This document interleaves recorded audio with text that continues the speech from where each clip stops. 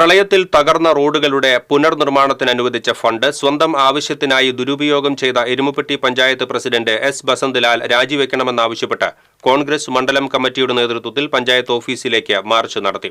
പ്രവർത്തകരെ പോലീസ് ബലം പ്രയോഗിച്ച് അറസ്റ്റ് ചെയ്തത് സംഘർഷത്തിന് ഇടയാക്കി.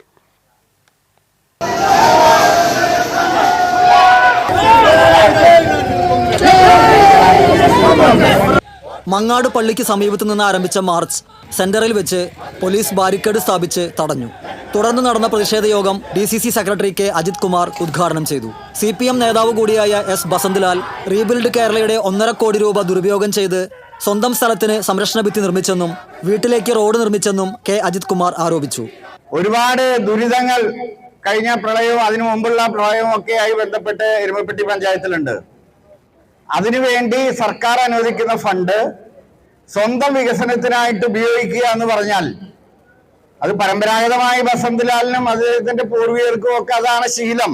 പ്രളയത്തിന്റെ ഫണ്ട് കിട്ടിയപ്പോൾ ഇവിടുത്തെ പഞ്ചായത്ത് കമ്മിറ്റിയിലോ മറ്റോ ചർച്ച ചെയ്യാതെ ആളുകൾക്ക് വേറെ എവിടെങ്കിലും ഇതിനേക്കാൾ പ്രാധാന്യമുള്ള പ്രവർത്തനങ്ങളുണ്ടോ എന്ന് ചർച്ച പോലും ചെയ്യാതെ അദ്ദേഹത്തിന്റെ വീടിന്റെ പറമ്പ് പുറമ്പോക്കടക്കമുള്ള ആ സ്ഥലം, പണ്ടുകാലത്ത് പരാതി കൊടുത്ത് പുറമ്പോക്കായിട്ടിരിക്കുന്ന സ്ഥലം ഉൾപ്പെടുന്ന സ്ഥലം മതിൽ കെട്ടി സ്വന്തമാക്കി വെച്ചിരിക്കുകയാണ്.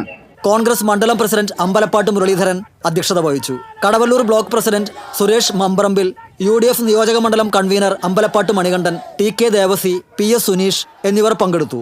പ്രതിഷേധ യോഗത്തിന് ശേഷം പ്രവർത്തകർ ബാരിക്കേഡ് മറികടക്കാൻ ശ്രമിച്ചത് പോലീസ് തടഞ്ഞു. പിന്നീട് പ്രവർത്തകർ റോഡിൽ കുത്തിയിരുന്ന് മുദ്രാവാക്യം വിളിച്ചു. പോലീസ് പ്രവർത്തകരെ ബലം പ്രയോഗിച്ച് അറസ്റ്റ് ചെയ്തു നീക്കി. ഉന്തിലും തള്ളിലും ഏതാനും ചില പ്രവർത്തകർക്കും ഒരു പോലീസ് ഓഫീസർക്കും നിസാര പരിക്കേറ്റു.